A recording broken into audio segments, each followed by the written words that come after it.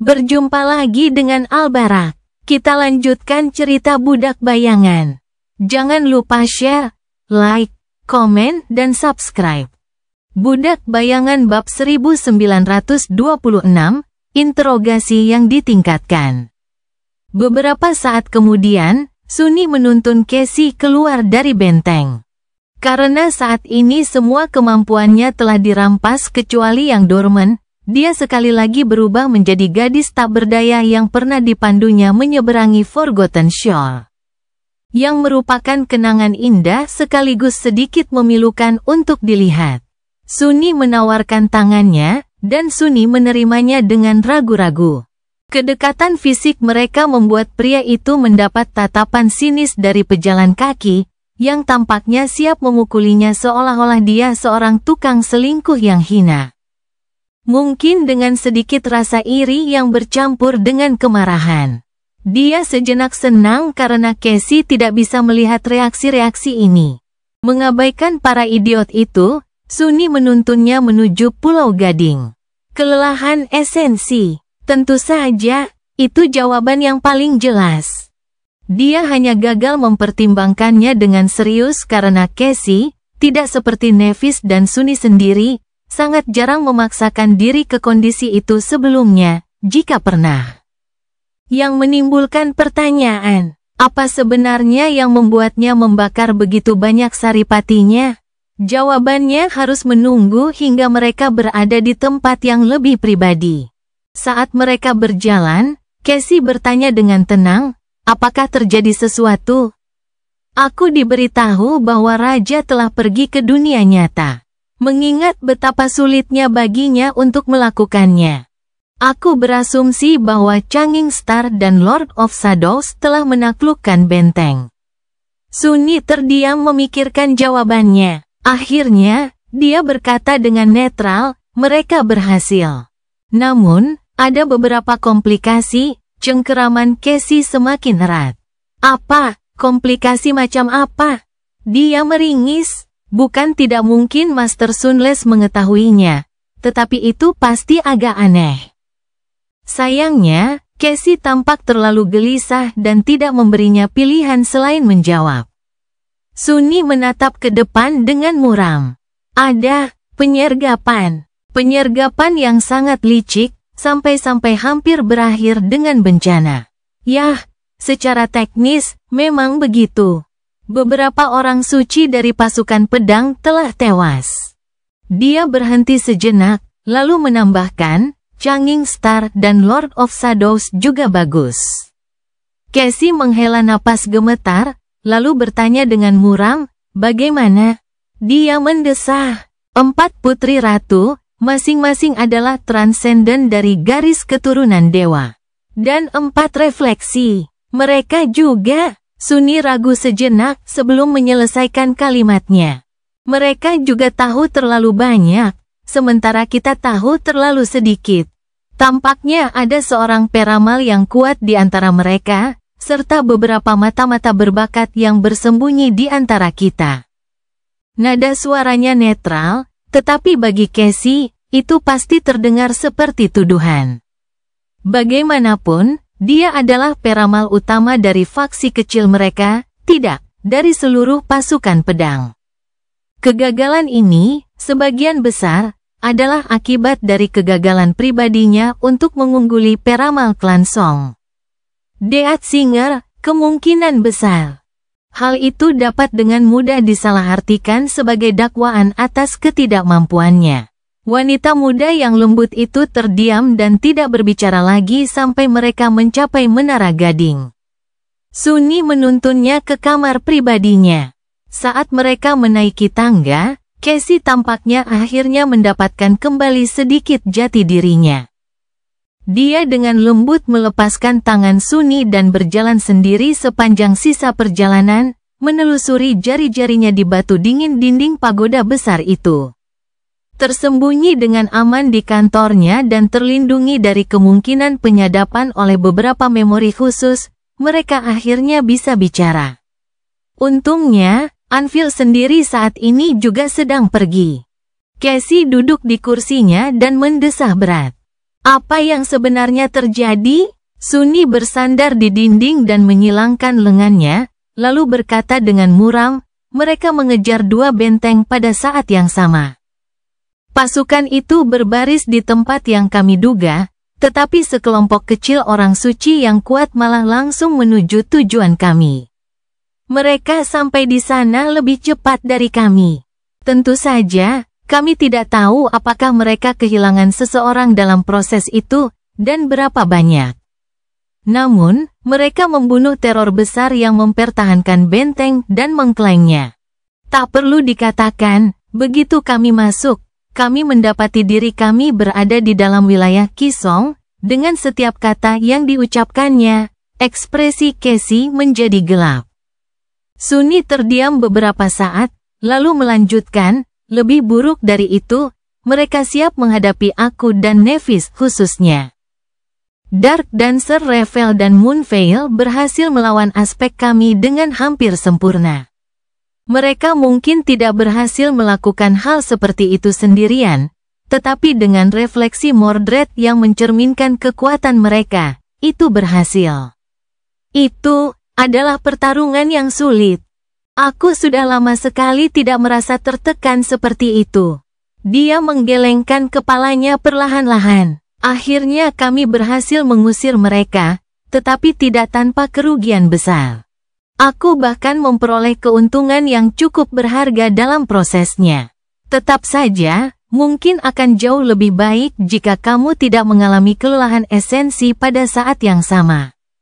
Akhirnya tibalah gilirannya untuk mengajukan pertanyaan.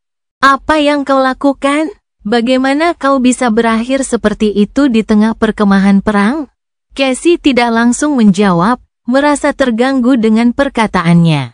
Setelah beberapa saat, dia mendesah dan bersandar di kursi, sambil menyentuh penutup matanya sebentar. Anda menyebutkan bahwa ada mata-mata yang bersembunyi di antara kita. Sunni mengangguk. Ya, ekspresi Casey berubah gelap. Aku menginterogasi mata-mata itu. Begitulah cara aku menghabiskan seluruh energiku. Dia mempertimbangkan kata-katanya beberapa saat. Sejak kapan kau menjadi interrogator Valor? Senyum getir tersungging di bibirnya. Casey menarik napas dalam-dalam, lalu mengangkat bahu. Karena Anvil memutuskan untuk menggunakanku sebagai salah satunya, kurasa situasinya sulit. Aku tidak tahu bagaimana Valor berhasil mengendus dan menangkap mata-mata itu, tetapi mereka terbukti terlalu berpengalaman dan bersemangat untuk mengkhianati rahasia ratu mereka. Tak satu pun memori yang biasanya digunakan Valor untuk mendapatkan kebenaran dari orang-orang berhasil, dan para interrogator mereka juga gagal. Menyiksa orang-orang ini tidak akan ada gunanya, jadi kurasa Raja ingat bahwa aku bisa membaca ingatan orang. Jadi, aku dipanggil. Sunni mengernyit. Aspek Casey memang membuatnya menjadi sosok yang menakutkan bagi mereka yang ingin menyimpan rahasia. Namun, melanggar ingatan orang-orang yang ditawan tampak seperti tindakan yang sangat keji, dan tidak cocok untuk Song of the Fallen yang indah. Fakta bahwa Anvil memaksanya melakukan hal yang sangat kotor membuat Sunni sangat kesal. Bukan karena dia pikir Casey tidak akan melakukan hal-hal yang keji seperti itu.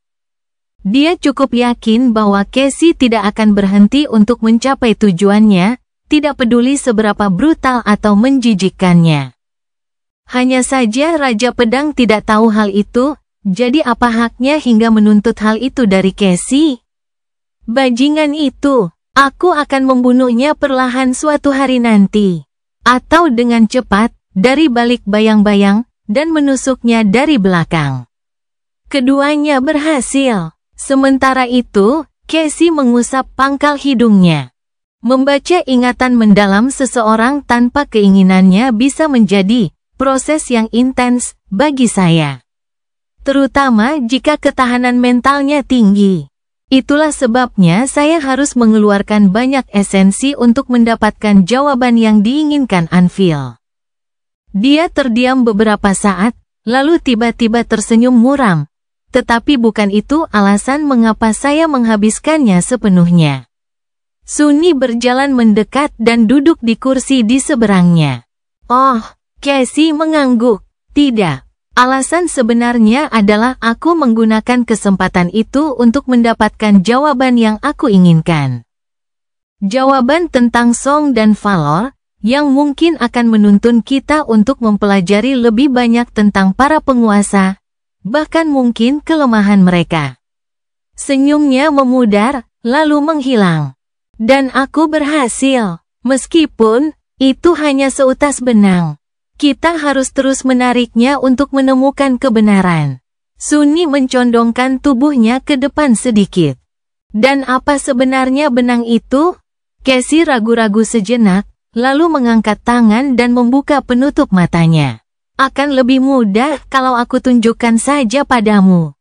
Dia mengerutkan kening, mempertimbangkan implikasi kata-katanya. Maksudmu? Dia mengangguk. Ya, sebelumnya, aku melihat memori milikmu. Sekarang, aku akan membagikan milikku kepadamu. Jika kau mau menerimanya. Sunny berkedip beberapa kali, tiba-tiba enggan menatap mata indahnya. Namun kemudian, dia memaksakan diri untuk menatap mata itu dalam-dalam. Bibirnya membentuk senyum gelap. Tentu saja, kenapa tidak? Detik berikutnya, pandangan mata Casey berubah.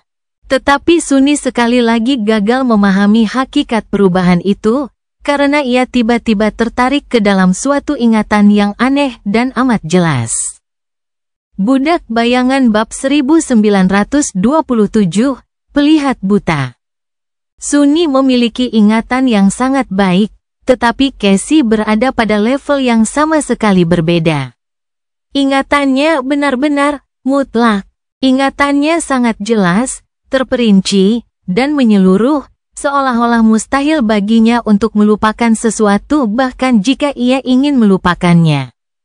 Dia tahu bahwa keadaannya tidak selalu seperti ini. Kemampuan Casey untuk mengingat segala sesuatu dengan kejelasan sempurna telah berkembang perlahan saat dia menapaki jalan kenaikan. Kemungkinan besar mencapai keadaannya saat ini sebagai hasil dari transendensi. Oleh karena itu, sungguh ironis bahwa ingatannya terasa terpecah-pecah dan diselimuti kabut.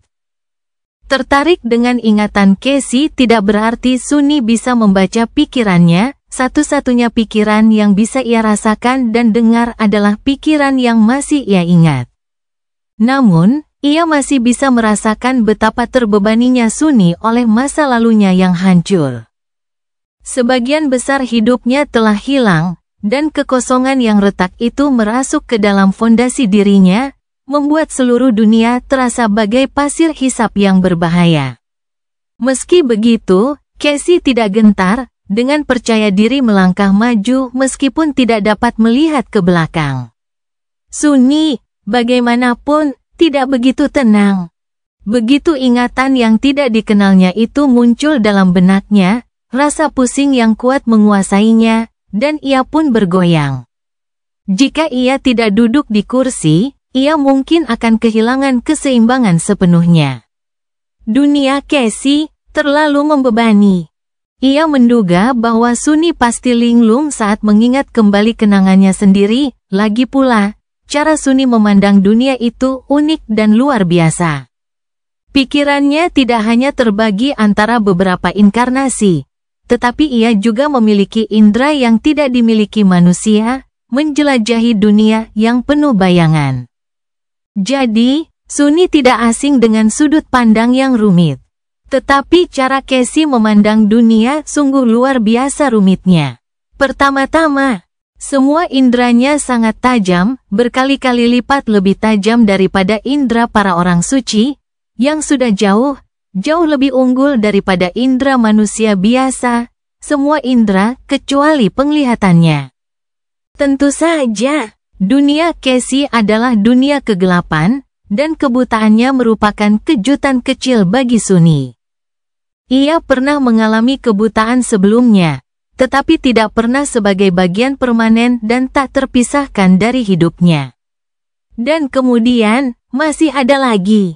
Sudut pandang Casey sendiri sudah cukup membingungkan, tetapi itu bukan satu-satunya sudut pandang yang dialaminya.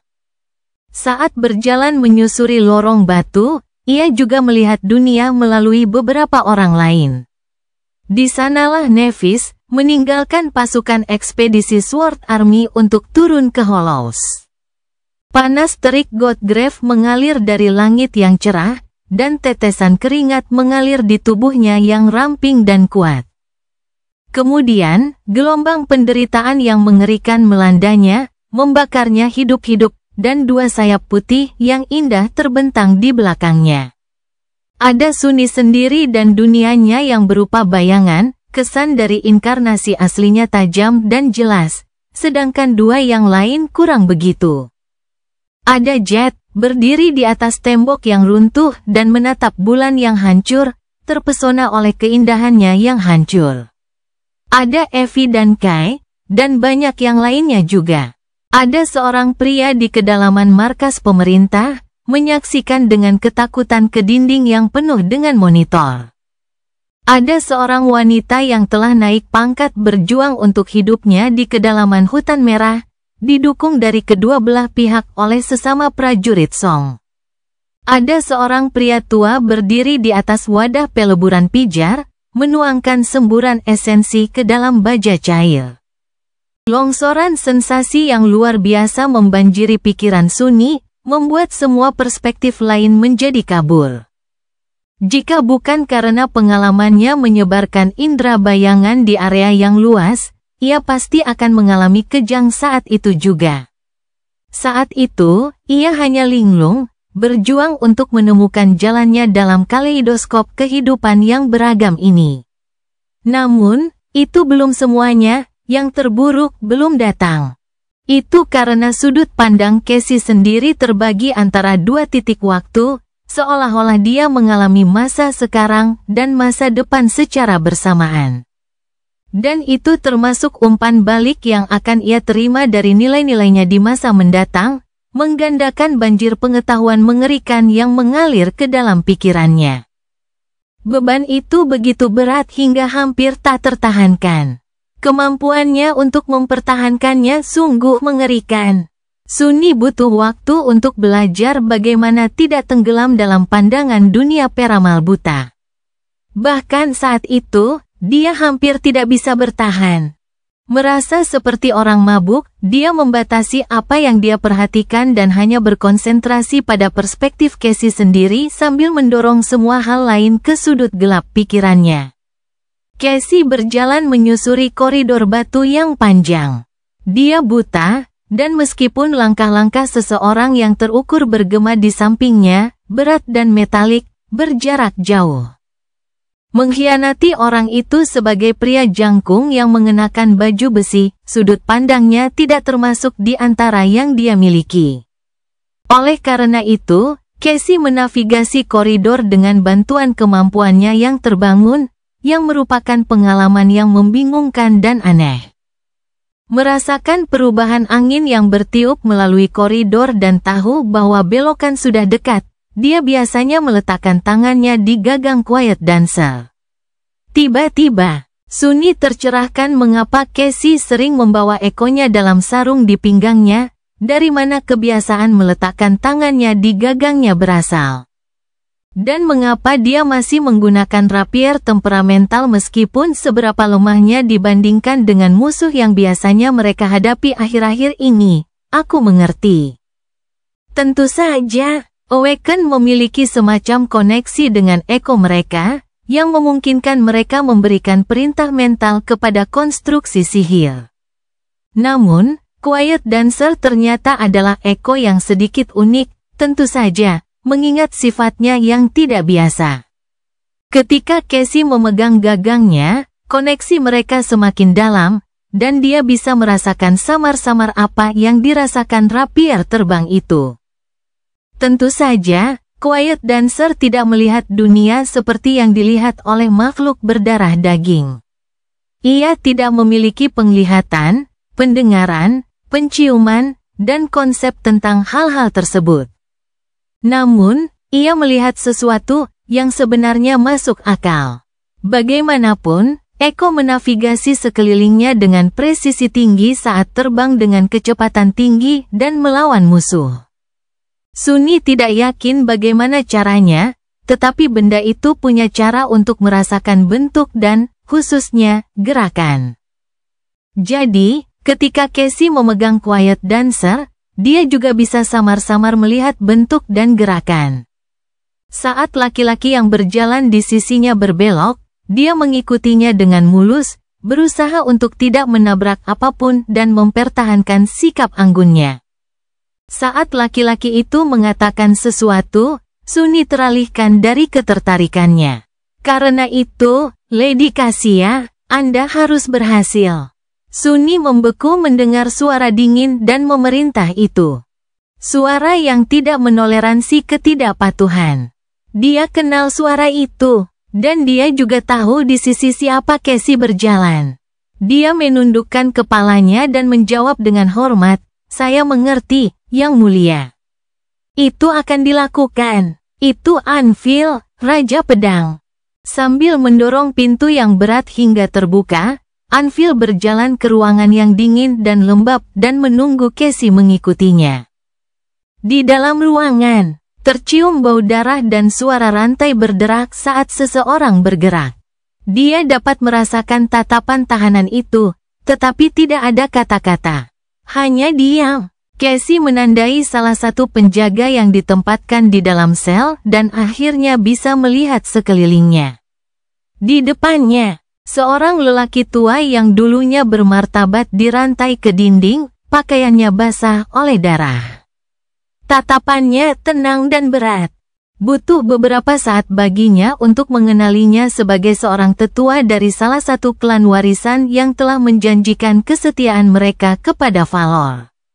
Meski begitu, lelaki tua itu ternyata adalah mata-mata Domain Song.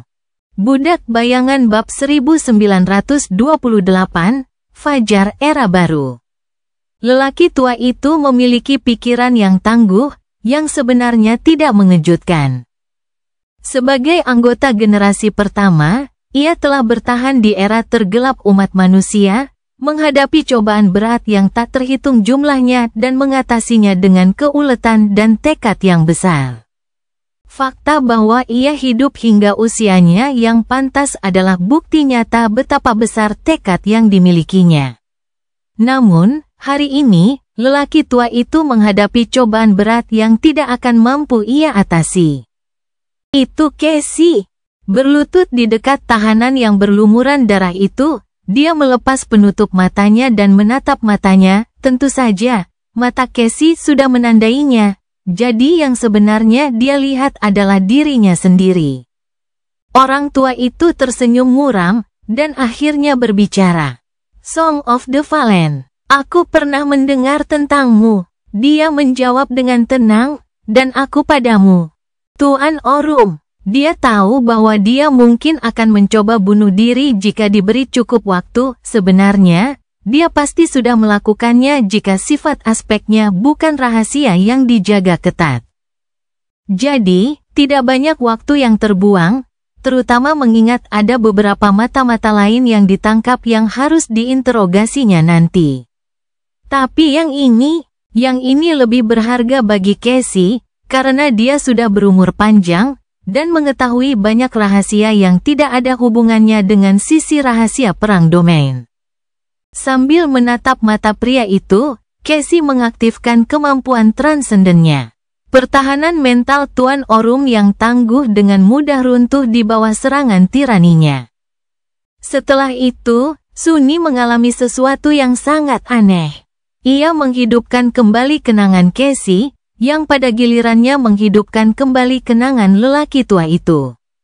Sebaliknya, itu melegakan, karena Master Orum sangat manusiawi, sudut pandangnya jauh lebih tidak menyakitkan daripada sudut pandangnya sendiri.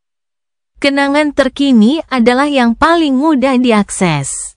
Rasa takut, sakit, putus asa karena tertangkap, tetapi di balik itu semua, ada rasa tenang dan tekad yang dingin, seolah-olah dia telah siap menghadapi akhir seperti itu sejak awal.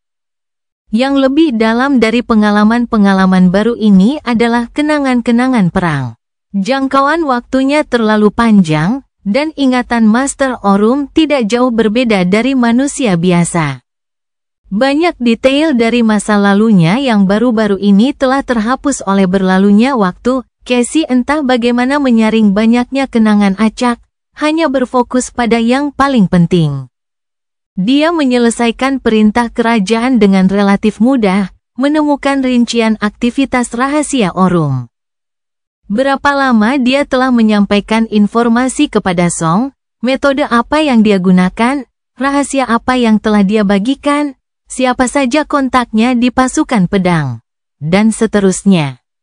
Sungguh mengerikan dan mengerikan, betapa mudahnya dia mengetahui rahasia-rahasia paling berharga miliknya, dan betapa tak berdayanya lelaki tua tegap itu di hadapannya.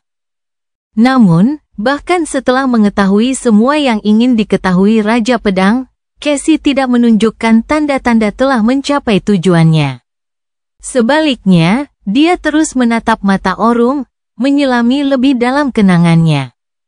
Lebih dalam, dan lebih dalam lagi, hingga seluruh kehidupan Orum terhampar di hadapannya seperti sebuah buku. Ada terlalu banyak halaman dalam buku itu untuk dibaca semuanya, tetapi beberapa halaman lebih padat dan penting daripada yang lain. Itu adalah kenangan utamanya, juga kenangan yang hanya tertanam dalam pikirannya karena satu dan lain alasan, terkadang tanpa alasan sama sekali. Bahkan jumlahnya terlalu banyak untuk dipahami dalam waktu singkat, tanpa mengungkapkan tindakan rahasianya kepada para penonton. Jadi, Casey lebih fokus, pikirannya berputar kencang untuk menemukan informasi berharga yang sangat ingin diketahuinya. Dan di sana, akhirnya, dia menemukan sesuatu. Pada saat berikutnya, Sunny dibawa ke dalam sebuah kenangan lama. Meskipun sudah tua, kenangan itu sangat tajam dan jelas, mengisyaratkan betapa pentingnya peristiwa ini bagi Master Orum. Dan hanya beberapa detik kemudian, Sunny mengerti alasannya. Tanda pisah ... Kota itu terbakar, dan asap pekat menyelimuti jalan-jalan. Kendaraan militer tergeletak di aspal yang mencair seperti bangkai binatang buas, baju besi mereka bengkok dan tercabik-cabik. Di sana-sini, mayat manusia juga tergeletak di tanah, dimutilasi dengan mengerikan dan dikelilingi oleh genangan darah dan teriakan ketakutan bergema dalam asap, tenggelam dalam hiruk-pikuk raungan binatang buas yang tidak manusiawi. Orum, seorang pemuda ramping yang hampir dewasa, telah berlari menyelamatkan diri, diliputi rasa sakit dan putus asa. Namun, saat mendengar suara kekanak-kanakan memanggilnya, ia berhenti dan berbalik. Adik perempuannya, yang ia gendong, tergeletak di tanah sejauh belasan meter, setelah terjatuh beberapa saat yang lalu. Untuk sesaat, ketakutan yang dingin membanjiri pikirannya. Dia bahkan tidak menyadari saat tangan wanita itu terlepas dari tangannya. Sambil terlatih-tatih kembali dengan tergesa-gesa, dia mengangkatnya dari tanah dan menyeka air mata dari matanya. Tidak apa-apa, ayo, kita harus. Pada saat itu, sebuah sosok mengerikan menerjang mereka dari dalam asap, kegilaan membara di matanya yang menakutkan. Itu salah satu yang terinfeksi, atau apalah sebutan setan-setan ini. Orum membeku, untungnya, tubuhnya bergerak meskipun pikirannya lumpuh. Tubuhnya mendorong adiknya ke belakang dan mengayunkan lengannya ke depan, sebuah gerakan yang tidak masuk akal, mengingat betapa kuat dan tak terhentikannya orang yang terinfeksi itu. Namun, Orum adalah salah satu yang terinfeksi belum lama ini. Namun, ia tidak berubah menjadi monster. Sebaliknya, ia bermimpi tentang tempat yang mengerikan, berjuang untuk hidupnya di tanah yang mengerikan di mana dewa dan iblis itu nyata, dan manusia memiliki kekuatan yang luar biasa. Ketika ia terbangun, ia membawa sebagian dari mimpi itu bersamanya. Saat makhluk yang terinfeksi itu hendak mencabik dagingnya, aspal di bawahnya tiba-tiba terbelah, lalu tertutup seperti rahang batu, menghancurkan tulang-tulang makhluk itu dan menjebaknya. Orung terjatuh ke belakang, gemetar, dan mengeluarkan pistol militer yang diambilnya dari mayat seorang prajurit beberapa menit sebelumnya dari saku jaketnya yang robek. Mengarahkannya ke orang yang terinfeksi, dia melepaskan pengaman dan berulang kali menarik pelatuknya. Bidikannya sangat buruk sehingga hanya 7 dari 12 peluru yang mengenai monster itu meskipun jaraknya dekat. Dari jumlah tersebut, 3 peluru memantul dari tengkorak adamantin makhluk itu, tetapi 4 peluru lainnya cukup baik untuk membunuhnya. Orang yang terinfeksi itu terkulai, dan Orung menggigil ketika suara hantu bergema di kepalanya, "Kamu telah membunuh binatang yang tidak aktif, binatang bangkai. Anda telah menerima memori." Menurunkan pistolnya yang kosong, Orung terlambat menyadari bahwa ia lupa mencari magasin cadangan pada mayat prajurit itu. Ia tidak punya peluru tersisa. Bagaimana mereka akan bertahan? Bagaimana orang bisa bertahan hidup? Di sekeliling Orung muda dan saudara perempuannya. Dunia sedang menuju kiamat. Budak Bayangan bab 1929, generasi pertama. Keterkejutan karena telah membunuh makhluk yang terinfeksi membuat Orung terguncang. Dia telah membunuh beberapa monster dalam mimpi anehnya, tetapi itu adalah monster dalam mimpinya. Makhluk mengerikan di depannya dulunya adalah manusia, dan mereka ada di dunia nyata. Monster tidak punya tempat di dunia nyata, tetapi para pembunuh punya. Lagi pula, dunia nyata tidak jauh berbeda dari mimpi buruk. Sambil menyeka keringatnya, dia berbalik, menarik adiknya mendekat, dan melindunginya dari pemandangan mengerikan itu. Kita tidak bisa tinggal diam. Kita harus segera meninggalkan daerah ini sebelum api menyebar. Ori, dia menatap adiknya dan memaksakan senyum. Tidak apa-apa, aku tidak terluka, semuanya akan baik-baik saja. Ia ingat mendengar suara hantu itu mengatakan bahwa ia telah menerima sesuatu, semacam memori. Itu bukan pertama kalinya ia mendengar kata-kata ini, tetapi maknanya tidak dapat dipahaminya. Ia yakin bahwa ia tidak akan melupakan hari-hari mengerikan ini selama ia masih hidup. Tetapi bukankah wajar untuk menyimpan kenangan tentang apa yang terjadi pada Anda? Mengapa suara itu merasa perlu mengumumkan hal yang aneh seperti itu? Sambil menggertakkan giginya, Orung berdiri. Terkesiap karena rasa sakit di kakinya yang terluka, lalu menggendong adiknya dan mulai berjalan terlatih-tatih. Kain yang digunakannya untuk membalut luka sudah basah oleh darah, yang sekarang menggenang di sepatunya. Mengabaikan sensasi menjijikkan itu, dia mempercepat langkahnya. Ketika mendengar lolongan lain, dia mengabaikan rasa sakitnya dan lari. Orung berlari secepat yang ia bisa, yang sangat cepat, dibandingkan dengan apa yang mampu ia lakukan beberapa hari yang lalu.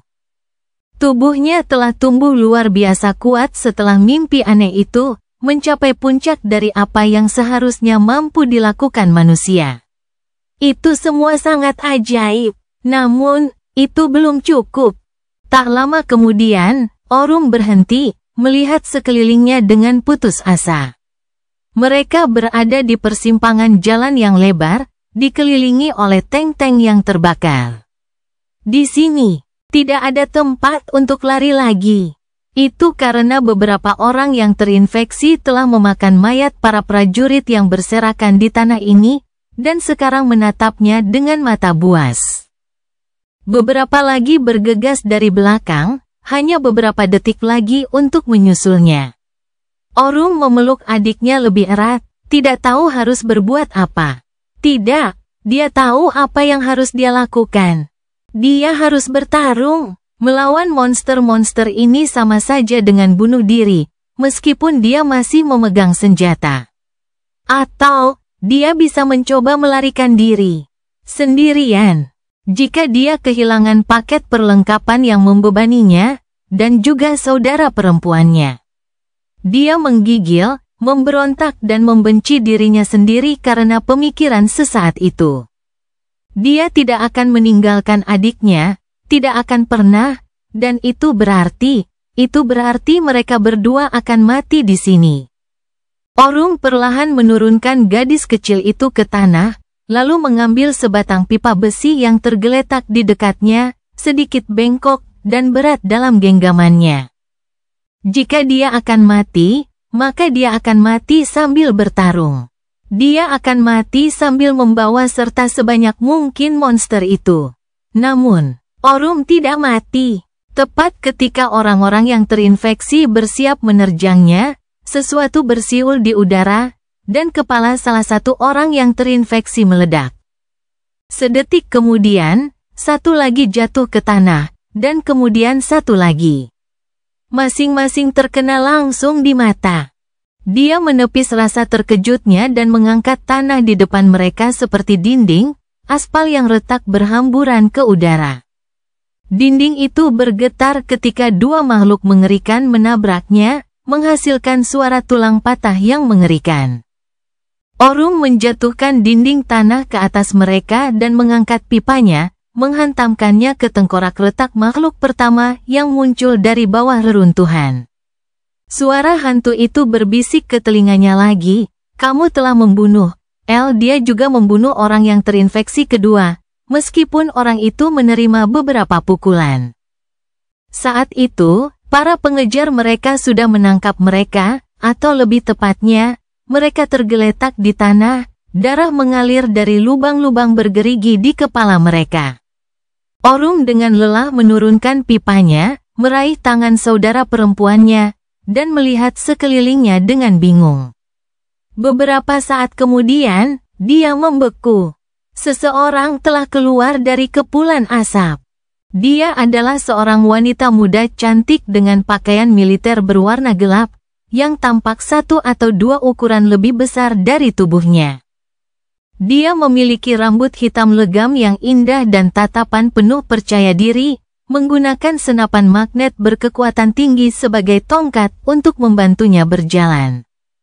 Dan dia butuh bantuan, karena dia tampaknya sudah memasuki usia kehamilan lanjut. Perutnya membuncit seperti buah matang, dan dia menggunakan tangannya yang lain untuk menopangnya. Orung mengenalinya sebagai penyelamatnya dan membungkuk terburu-buru. Terima kasih." Wanita muda itu meliriknya, lalu menggantungkan senapan di bahunya dan mengulurkan tangan. Matanya terbelalak ketika pisau berburu yang tampak menakutkan muncul di dalamnya, seolah-olah muncul begitu saja. Dia mengamatinya sejenak, lalu tersenyum ringan. "Siapa namamu, nak?" Orung menelan ludah. Itu Ori." Dia mengangguk, lalu tersenyum lebih lebar dan menawarkan pisau aneh itu kepadanya. "Baiklah, tunggu apa lagi? Kita harus mendapatkan pecahan-pecahannya sebelum lebih banyak lagi yang muncul. Dan agak sulit bagiku untuk membungkuk saat ini, jadi." Dia menatapnya dengan tidak mengerti.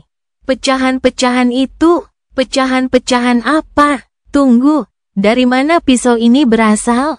Bagaimana kau?" Wanita muda itu berkedip beberapa kali. "Benar. Kurasa tidak semua orang telah menemukan hal-hal ini dalam ujian. Baiklah, jangan khawatir, Ori. Aku akan menjelaskan kepadamu apa itu pecahan jiwa, apa itu memori, dan bagaimana cara bertahan hidup di akhir dunia." Dia terdiam sejenak, lalu menambahkan sambil tersenyum, "Oh, ngomong-ngomong, namaku Jiwon." "Song Jiwon." Dia menepuk perutnya, "Dan kacang kecil ini adalah putri masa depanku. Dia pasti akan menjadi putri sungguhan." Budak Bayangan bab 1930, Masa Depan Cerah.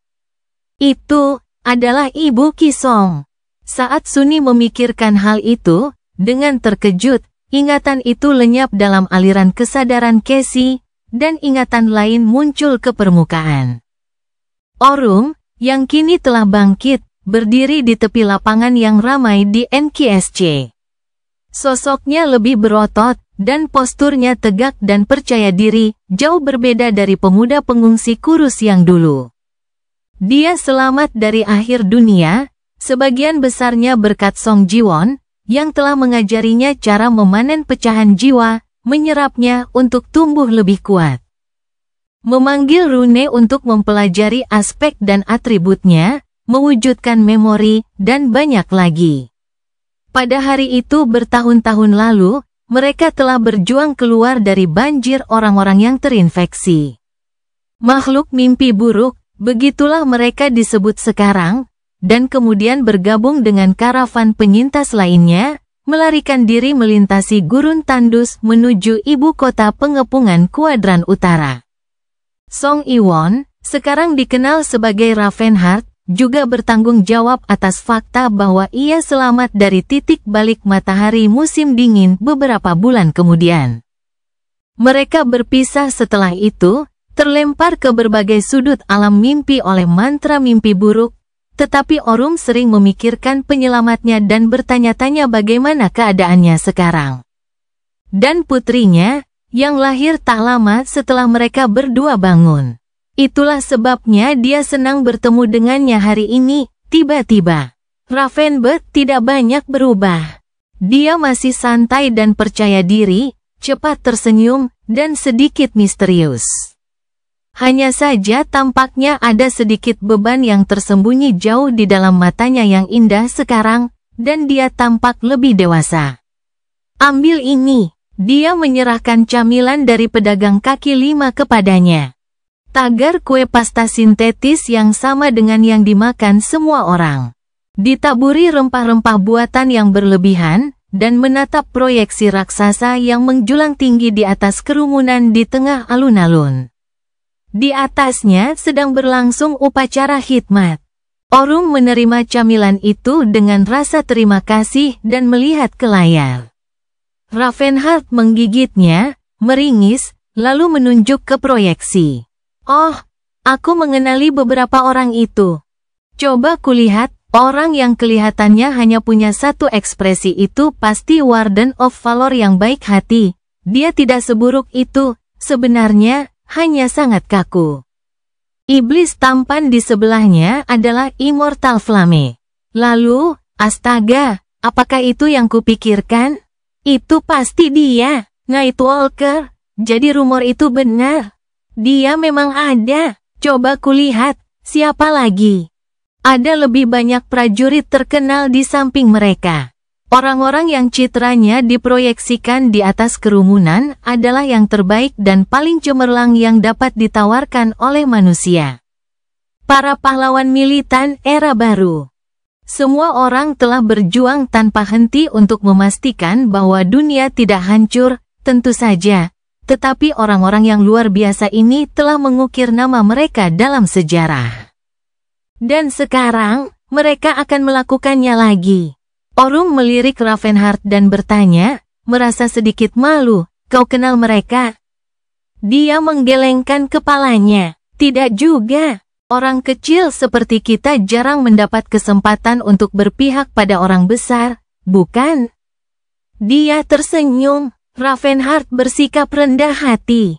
Memang, ketenarannya tidak seberapa dibandingkan dengan Warden atau Immortal Flame, tetapi dia jauh dari kata biasa. Bagaimanapun, dia adalah salah satu dari sedikit orang yang mendapatkan nama sejati dari mantra itu. Sementara itu, salah satu orang dalam proyeksi itu sedang menyelesaikan pidatonya, tetapi kami bertahan. Kami selamat. Kami berkembang, makhluk-makhluk mimpi buruk kini telah sepenuhnya dibasmi di kota-kota yang tak terhitung jumlahnya, dan kami telah merebut kembali planet kami. Namun, masih terlalu dini untuk merayakannya. Masih banyak kota yang harus dibebaskan, dan masih banyak orang yang perlu diselamatkan. Jadi, untuk mencapai tujuan mulia ini dan melindungi umat manusia dari bahaya masa depan yang tidak pasti, pembicara itu berhenti sejenak secara dramatis. Lalu mengakhiri pidatonya dengan senyum cerah, "Saya bangga mengumumkan pembentukan pemerintahan manusia bersatu." Penonton pun bersorak dengan tepuk tangan dan sorak-sorai. Negara-negara lama telah hilang, dan dalam kekacauan era baru, para penyintas telah bersatu di sekitar pusat kekuatan lokal, kebanyakan adalah juara yang bangkit.